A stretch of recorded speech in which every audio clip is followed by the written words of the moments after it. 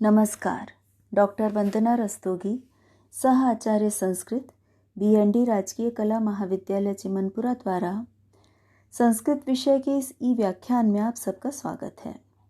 विद्यार्थियों, विगत व्याख्यान में हमने महाकवि कालिदास के कृतित्व के विषय में चर्चा करते हुए साहित्यिक इतिहास के अंतर्गत कालिदास की संख्या तथा उन अनेक कालिदास की रचना संख्या के संबंध में प्रचलित मतों का अध्ययन किया था। आज हम कालिदास द्वारा विरचित सर्वमान्य कृतियों का संक्षिप्त परिचय प्राप्त कर लेते हैं।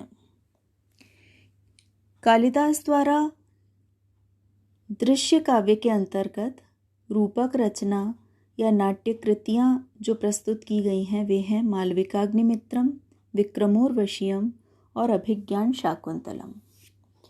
मालविकाग्निमित्र एक नाटक है जिसमें 5 अंक हैं। रूपकों में यह कालिदास की प्रथम रचना के रूप में मान्य है। इसका इतिहास प्रसिद्ध कथानक है। अपने समय के विदिशा के राजा शुंग वंश के जो थे अग्निमित्र और मालविका के प्रेम का बहुत ही रोचक वर्णन इसके अंतर्गत किया गया है।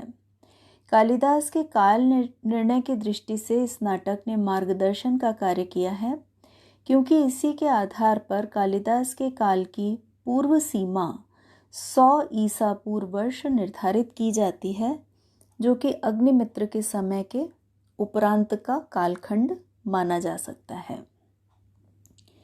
नाट्य कृतियों के अंतर्गत कालिदास की दूसरी रचना है विक्रमोर्वशीयम। यह एक त्रोटक है। त्रोटक उपरूपक का भेद है। विक्रमोर्वशीयम में 5 अंक निबद्ध हैं। इसमें महाभारत के कथानक के आधार पर उर्वशी और पुरूरवा के प्रेम का उदात्त वर्णन किया गया है। वस्तुतः पुरूरवा और उर्वशी के यह प्रणय कथा ऋग्वेद, शतपथ ब्राह्मण, पुराण आदि में भी वर्णित है।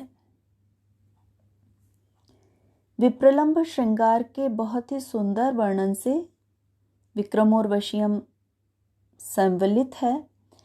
इसके नामकरण में कालिदास ने अपने आश्रयदाता का परिचय ध्वनित किया है, ऐसा विद्वानों का मानना है, क्योंकि नाटक के शीर्षक में नायक पुरूरवा के स्थान पर विक्रम शब्द प्रयुक्त किया गया है। कालिदास की नाट्य रचनाओं में, रूपक रचनाओं में, दृश्य काव्यों में अभिज्ञान शाकुंतलम का नाम सर्वोपरि है। ये इनकी सर्वश्रेष्ठ नाट्यकृति है, अनुपम नाट्यकृति है। संस्कृत साहित्य में ही नहीं अपितु विश्व के उत्कृष्ट नाटकों में सर्वोत्तम नाटक के रूप में इसे आदर दिया जाता है। महाभारत में वर्णित चंद्रवंश में उत्पन्न महाराज दुष्यंत और कण्व ऋषि की पुत्री शकुंतला की कथा का कालिदास ने मौलिक कल्पना से परिपूर्ण प्रस्तुतिकरण इस नाटक में किया है। देश विदेश की अनेक भाषाओं में इसका अनुवाद हो चुका है। जर्मनी के महान कवि गेटे ने आनंद विभोर होकर अभिज्ञान शाकुंतलम की प्रशंसा की है। इस नाटक का 4th अंक सुविख्यात है, जहां शकुंतला की विदाई का दृश्य कालिदास के द्वारा चित्रित किया गया है। अभिज्ञान शाकुंतलम की सर्वोत्कृष्टता के आधार पर ही यह उक्ति प्रसिद्ध है, काव्येषु नाटकम रम्यम तत्र रम्या शकुंतला। इस प्रकार संस्कृत साहित्य में यह नाट्य रचना कालिदास की काव्य कला का, नाट्य कला का चरम उत्कर्ष प्रस्तुत करती है। कालिदास द्वारा विरचित श्रव्य काव्य 2 प्रकार के हैं, लघु काव्य और महाकाव्य। लघु काव्यों के अंतर्गत ऋतुसंहार और मेघदूतम काव्यों की परिगणना की जाती है। ऋतुसंहार ये एक ऋतु काव्य है जिसके 6 सर्ग माने जाते हैं। रचना शैली में कालिदास की अन्य रचनाओं के समान प्रौढ़ न होने के कारण उनकी यह प्राथमिक कृति मानी जाती है। इस ग्रंथ पर कालिदास के सुप्रसिद्ध टीकाकार मल्लिनाथ की टीका नहीं है और इसके श्लोक कहीं भी उद्धरण के तौर पर प्रयुक्त नहीं किए गए हैं। इस कारण कतिपय विद्वान इसे कालिदास की रचना मानने से हिचकिचाते हैं। लेकिन कालिदास ने इसमें ऋतुओं का जिस प्रकार से वर्णन किया है, ग्रीष्म से वसंत ऋतु पर्यंत षड ऋतुओं के वर्णन में जो स्वागत भाव, जो उल्लास भाव कालिदास ने अभिव्यक्त किया है, वो प्रकृति प्रेमी कालिदास के ही अनुरूप सिद्ध होता है। इसीलिए इसे कालिदास विरचित रचना मानने में कहीं भी कोई विप्रतिपत्ति प्राप्त नहीं होती है। मुक्तक काव्य शैली में इस ग्रंथ की रचना की गई है। लघु काव्य या खंड काव्यों के अंतर्गत कालिदास की दूसरी कृति है मेघदूतम। ये एक दूत काव्य या गीति काव्य भी माना जाता है। भारतीय काव्य साहित्य में अपनी श्रेणी की प्रथम और सर्वश्रेष्ठ कृति मेघदूत को माना जाता है, दूत काव्य के रूप में भी और गीति काव्य के रूप में भी। संदेशपरक गीति काव्य या दूत काव्य का ये सबसे मूल्यवान रत्न है, ऐसा संस्कृत साहित्य के विद्वानों का मानना है। वियोग विधुरा प्रेयसी के समीप यक्ष का मेघ द्वारा प्रणय संदेश भेजना इस गीति काव्य का कथ्य है। शापग्रस्त यक्ष द्वारा प्रिया को संदेश भेजने के सूक्ष्म कथानक का कालिदास ने बहुत ही सुंदरता से वर्णन किया है। इसमें मेघ, वर्षाकालीन मेघ को संदेशवाहक नियुक्त किया गया है और रामगिरी से, जो कि मध्य भारत का एक स्थान है, रामगिरी से अलका नगरी पर्यंत, जो कि उच्च हिमालय में अवस्थित नगरी है, मेघ मार्ग का निरूपण कालिदास ने किया है, जो वर्षाकालीन भारत का एक मनोरम मानचित्र समुपस्थित कर देता है। मेघदूत के दो भाग हैं, पूर्व मेघ और उत्तर मेघ। पूर्व मेघ मुख्यतया मेघ मार्ग का वर्णन करता है और उत्तर मेघ में यक्ष के संदेश को वर्णित किया गया है। अपने मर्म स्पर्शी विरह वर्णन के कारण, वर्षाकालीन प्राकृतिक सुषमा के निरूपण के कारण यह कालिदास की अद्वितीय काव्यकृति मानी जाती है। लघु काव्यों के अनंतर कालिदास द्वारा विरचित महाकाव्यों के विषय में हम जान लेते हैं। कालिदास ने दो महाकाव्यों की रचना की है, कुमार संभवम और रघुवंशम। इनमें से कुमार संभव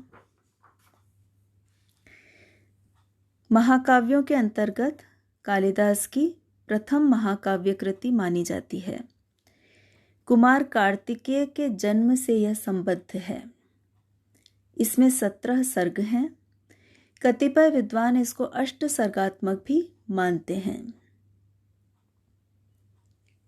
शिव पार्वती विवाह, कुमार कार्तिकेय के जन्म और तारकासुर वध, ये कथानक मुख्य रूप से कुमार संभव में वर्णित है। इस कथा का उपजीव्य महाभारत और पुराण आदि को माना जाता है। अष्ट सर्गात्मक कुमार संभव को मानने का कारण वस्तुतः ये है कि कालिदास के प्रसिद्ध टीकाकार मल्लिनाथ ने इसके आरंभिक 8 सर्गों पर ही टीका लिखी है। इसीलिए यह माना जाता है कि अवशिष्ट 9 सर्ग कालिदास द्वारा प्रणीत नहीं है। इस विषय में विद्वान एकमत नहीं है। कुमार संभवम ये महाकाव्य सत्यम शिवम सुंदरम के समन्वय की साकार प्रस्तुति के रूप में समादृत है। सत्य का प्रतीक है सुदृढ़ हिमालय, जिसका वर्णन कालिदास ने इसमें प्रचुर रूप से किया है। शिव परक काव्य है और शिव तो हैं ही साक्षात शिव अर्थात कल्याण तत्व, और पार्वती सुंदरम की मूर्त अभिव्यक्ति हैं। शिव पार्वती जैसे दिव्य दंपति की परिणय कथा को कवि ने हिमालय की उदात्त पृष्ठभूमि में चित्रित किया है। कालिदास की श्रव्य काव्यों के अंतर्गत रघुवंश महाकाव्य इनके सर्वश्रेष्ठ महाकाव्य के रूप में सम्मानित है। कालिदास के सर्वोच्च कीर्ति स्तंभ यदि से कहा जाए तो अत्युक्ति नहीं होगी। कालिदास के अनुपम प्रतिभा का परिपक्व निदर्शन रघुवंश में हमें प्राप्त होता है। इसमें 19 सर्ग हैं जिनमें सूर्यवंशी राजाओं की गाथा वर्णित है। अनेक सूर्यवंशी राजाओं का वर्णन होने के कारण इसके अनेक नायक माने जाते हैं। यह कालिदास की एक अत्यंत मौलिक उद्भावना है जिसका कहीं कोई दूसरा हमें उदाहरण या समतुल्य नहीं मिलता है। रघुवंश के कथानक को 3 खंडों में विभक्त किया जा सकता है: रघुखंड, रामखंड और अन्वय खंड।